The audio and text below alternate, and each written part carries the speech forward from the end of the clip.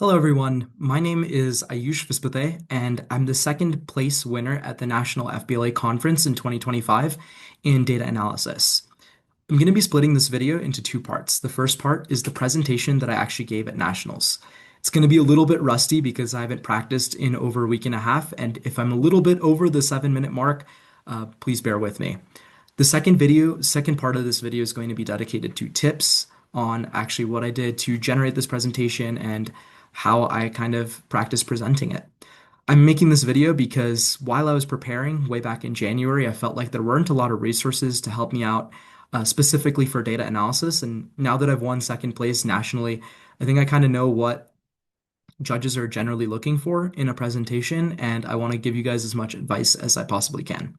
So I'm going to go ahead and start off with the presentation as close as I did at nationals. Of course, there's a few differences while I was presenting on a stage in front of an audience of 30 people, but this is as close as it can get, basically. So I'm going to hide my video panel so you can see what's in the top right, and then we're going to go from there.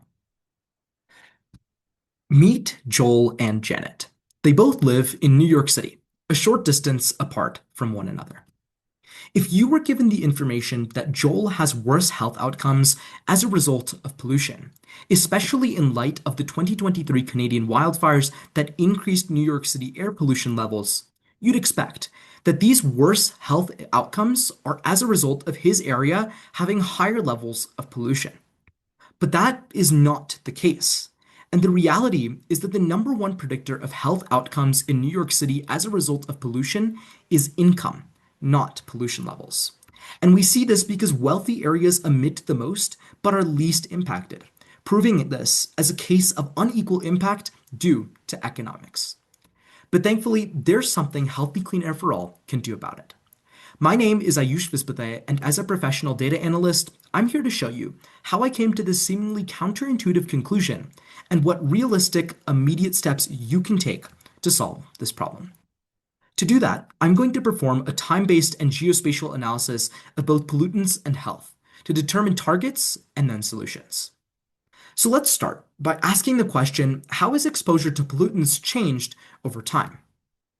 This is a graph of ozone emissions, where the area to the right of the dashed line was predicted by machine learning Python code that I wrote. Ozone is unpredictable from year to year, but importantly, higher ozone levels don't correspond to higher medical emergencies, so we're going to disregard it. In a similar graph, you can see nitrogen dioxide and particulate matter emissions over time. Converse to ozone, each of these have steadily decreased over time, primarily as a result of policies being effective in mitigating their causes, heat and transportation. Accordingly, their health outcomes have also decreased as a result. Now, let's understand who emits the most pollutants and who's the most impacted by those emissions.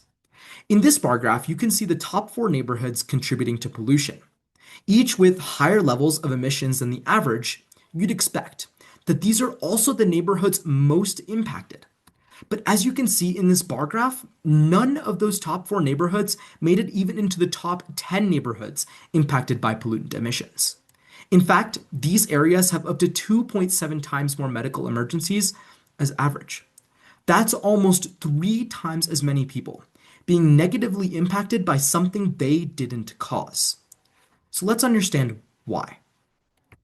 This is a map of New York City, where the areas in red are the highly impacted areas, and the areas in orange are the high emission zones. They are not the same. And this is because the high emission zones are business zones and wealthy areas, while the impacted areas are poorer areas. And we can quantify this with the Pollution Health Risk Index, a quantitative measurement I developed from scratch. It weighs medical emergencies with air pollution levels in a neighborhood to determine risk, where 0 is maximum and 1 is minimal.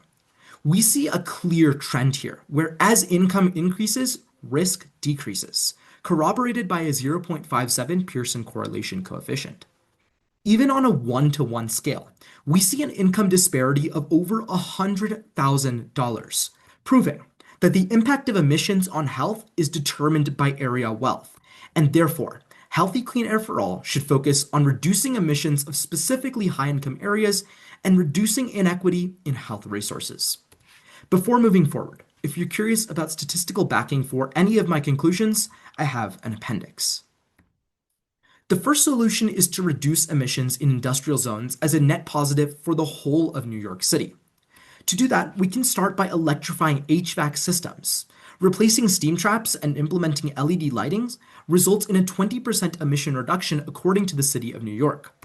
According to that same report, transitioning to renewable energy through rooftop solar panels cuts fossil fuel reliance by up to 20%. And finally, according to the International Council on Clean Transportation, decarbonizing transport by replacing public services with electric vehicles cuts their NO2 emissions by up to 95%.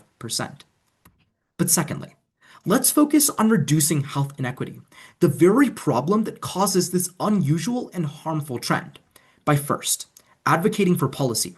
Support bills that penalize landlords for poor ventilation management, and oppose laws moving polluting facilities to already vulnerable and predisposed areas.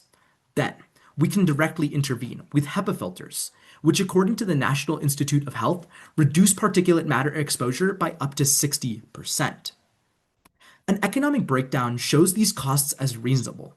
Up to 63% of steam trap replacements are covered by Energy Trust building rebate programs, and up to 50% of LED lighting costs are covered by NYSERDA grants.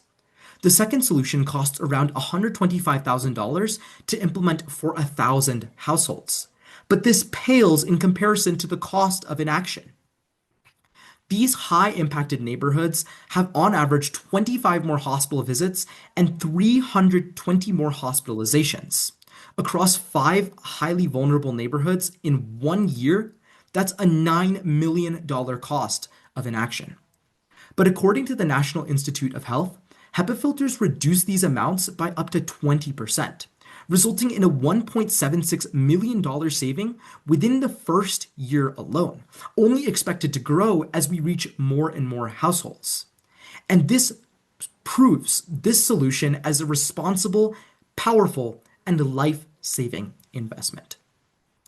So when we look back at the end of the day at what we did for Joel and Janet, we know that first, Joel is at higher risk because the number one predictor of health outcomes in New York City is wealthiness, not pollution levels.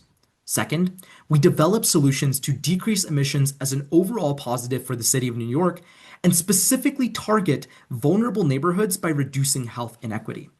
And finally, we saved lives because these solutions can not only be implemented globally to any extent, but to vulnerable neighborhoods in New York City to save lives just like Joel's and many more. Thank you.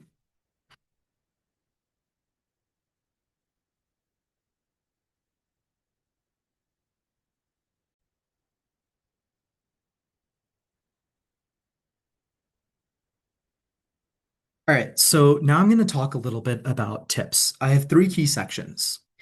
The first is content tips, the second is presentation tips, and then I have some overall advice. And I have this visual pulled up because it was my favorite visual that I made in the presentation. Just really thought it looked nice. But I'm going to start off with content tips.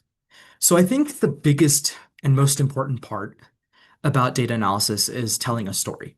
A lot of people are super inclined to go all in and have as much possible data analysis as they humanly can manage, as many different numbers, as many different pieces of statistical support, some correlation coefficients, as many possible things they think they can fit in their presentation to prove to judges you're smart. That's not the point of data. And I know I'm talking like a data analysis, but data analyst, but don't take this as my advice. A lot of the research that I did when preparing this presentation was from actual data analysis companies, and that's their number one thing. If you search up how to give a good data analysis presentation, every single result is going to tell you to tell a story over telling numbers. People can't resonate with numbers. People can resonate with stories.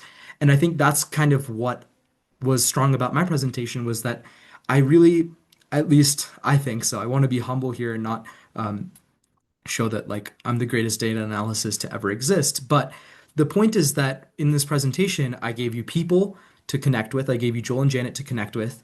I showed you the cost of inaction. I showed you how many lives are actually being taken by these statistics.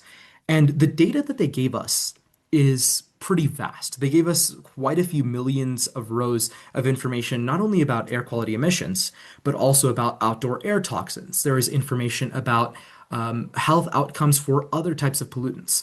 And I chose not to include those because they didn't fit the narrative. It's not that my data analysis was wrong, it's that by adding those pieces of data into my presentation, I was taking away from the actual message. And the message was that the impact of emissions is based on income, not pollution levels.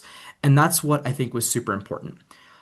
This third thing is that think of creative ways to analyze and also visualize data. One thing that I'll say is that in my state conference, I placed fourth. And after that placing, I worked on a few different things. And one of those things was the pollution health risk index, which was the measurement that I developed from scratch. And that's what I mean by thinking of creative ways to analyze data. Think about something that doesn't exist before. It's very easy to go in and just make some more bar graphs, some line graphs. And of course, I did that in my presentation. But I doubt there's a lot of people who took the time to think about how can we create a unified statistic to tell people very simply how at risk a neighborhood is based on what they've had medically, what medical emergencies they've had in the past, and what pollution levels they have. So that's kind of the approach that I took. I was like, I want a unified statistic to teach people or to show people the actual impact pollution is having and how that relates to income.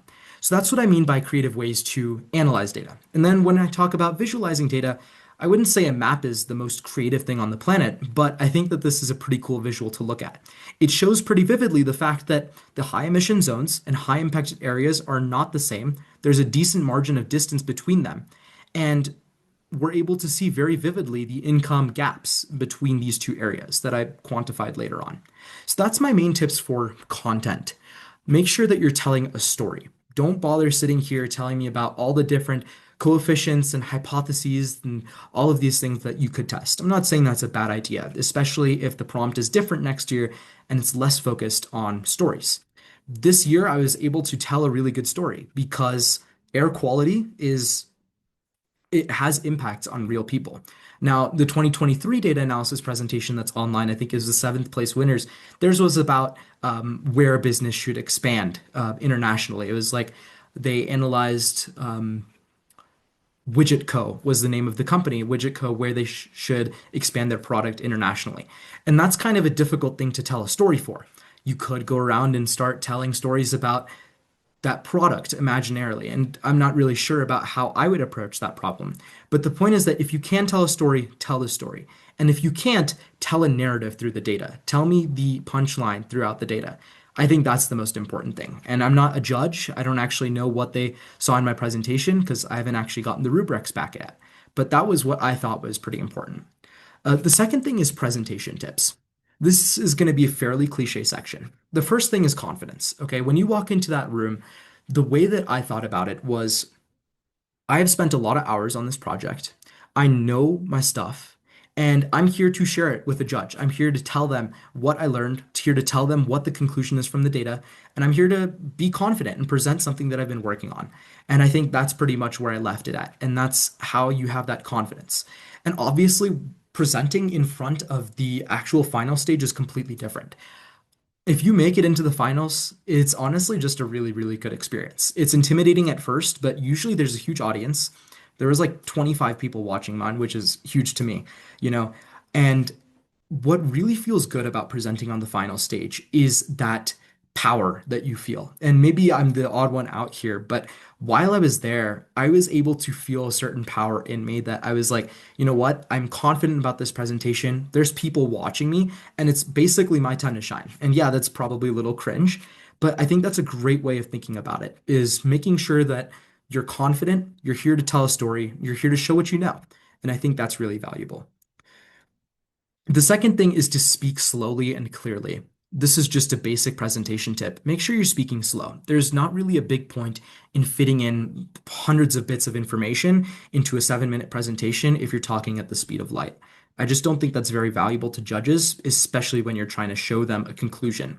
I can't, as a person, look around at 16 different things that you're showing me if there's not something connecting them all and remember it all at the end. That's my personal thought. And finally, don't be really boring. Like raise your voice when you're talking about important things, lower your voice when you're talking about serious things. There's different ways to modulate. And in the finals room, you actually have to project a lot. There are so many people in the audience, but the room is pretty far back.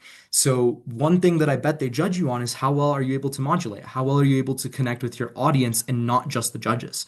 The judges are sitting at the front of the room, but the rest of the audience isn't. So you need to project your voice and also at the same time modulate and make it interesting. Don't be monotone the whole time. Now I'm going to talk a little bit about questions. The first piece of advice I have when judges ask you questions is think for a second before you respond. If you've ever been in a job interview or if you've ever practiced for one thing that you'll learn is that it's good to take a second, pause, and think about it. And that doesn't mean that you sit there and think for 45 seconds. What it does mean, though, is take a second to collect your thoughts and then respond. I think that was a great way for me to kind of, understand what they're saying, think about what I've done, and think about how I can answer that question properly. And the second thing that's really going to help you to do that is to know everything about your project. Don't bluff. If you're going to talk about some coefficient, you should know what the coefficient is. You should know what it means. You should know how to use it. Like, for example, for the Pearson correlation coefficient, I had hold on, let me just get to that section. I had the formula in the end in the appendix that I was talking about. Like I know how you actually find the formula. I know how you generate it. And I think that's important to know, right? Don't bluff. Sit there and know what you're going to talk about and make sure that you know everything because that's the best way you're going to gain confidence. Even if it's a small breadth of knowledge, if it's in depth, you know it pretty well. The third thing is to respond thoughtfully and calmly. Like once you know your stuff and once the judges ask you a question, respond, but be calm. One thing that is really easy that I think always helps connect with your judge is to smile a little bit. When they ask an intriguing question, be like, that's a really great question. And like smile at the end of your responses, be a person who they can connect with. And the final thing is, I have it written down here. Oh, no question is stupid. A lot of the times I hear, even my friends who also placed at nationals, I hear them come out of presentations and they're like, man, that was the stupidest question ever. And it seems like that for sure, right? And it's not denying that it's objectively probably a bad question. But I think that a lot of the times judges are trying to test you, see how you handle questions that might be completely out of the blue, see how you handle questions that might make you a little bit mad or frustrated or annoyed at the fact, like, why are they asking me these questions when I've spent all my time on these on this data analysis. And I think that's really important. I've also competed in like science fairs and like ISEF, and I think that one thing that you see in a lot of these competitions is judges like to test you. They like to see how do you handle it. And yeah, maybe that's not the spirit of the competition. Maybe that's not the point of FBLA. But I think that judges do like to mess around and kind of see how you handle it. And now I'm getting to the end of, the end of this video, but my last section is overall advice. My freshman year, I competed in impromptu speaking. I won second at state and then I went to nationals. And the only thing I was focused on for the entire month of June was placing. I practiced for a lot of hours. I did probably 120 practice speeches with my family, and I practiced a lot just to get into the final round. And when I competed at nationals, I didn't make it. And that was pretty heartbreaking. And I know for a lot of you guys watching, I bet you guys have spent a lot of time on your presentations and it sucks, right? But that after that happened, I spent a lot of time reflecting on like what the point is of FBLA. And what I came to was that what really matters is that I'm learning a lot of new skills. This year, I learned how to put together a good presentation, learned how to analyze data, I learned how to tell a strong story, and I learned how to present. And I think those are all qualities that are going to be far more important than a trophy ever might be. And I know that's easy for me to say as a person who won second, but I promise you, when I went into the conference, I went in with that mindset because I'd learned from the last year there is no expectation to win. Judges are subjective. Even if you put together the best presentation, you might get knocked out by someone else for some random reason that isn't actually objective at all. And I think that it's really important to recognize what you've learned and what the value of that is. When I went in for my preliminary presentation, my only thought was, I'm here to show them what I've learned. I'm here to show them how I did it. And I'm here to show them that I've done a good data analysis. And even at the end of the day, if I didn't make it into the finals round, I was able to learn a lot. I learned so many skills that I never would have in the past. And I think they definitely pay off regardless. As long as you put in some effort and understand what you did and what you learned, that's going to be more valuable than a trophy ever will be. And then when I made it into the final round, I went in with the same goal. I'm going to give my best presentation and I'm going to put my best work on the table. That is the only thing I was focused on. I didn't even expect it to make it into the top 10. When I was at awards, I was only hoping that I would make it into the top 10. And even that wasn't something that I was fully certain that I would be able to do. When I did make it into the top 10, I was just happy to be there. And I think it's really important to be content with what you've learned and be content with how you did it and what skills you learned. And I think that's really, really important. And my final thing is that if you've qualified from state, go to NLC if you're financially able to go. I think it's an awesome experience. You'll learn a lot. And I think that, don't get discouraged. If you placed like fourth at state, that doesn't mean that if you make a few tweaks to your presentation, you're not going to win at nationals. It's very possible. Like it happened to me this past year. I got fourth at state, I made some tweaks, and I got second at nationals. It really depends on judges a lot of the times. Depends on the competition pool.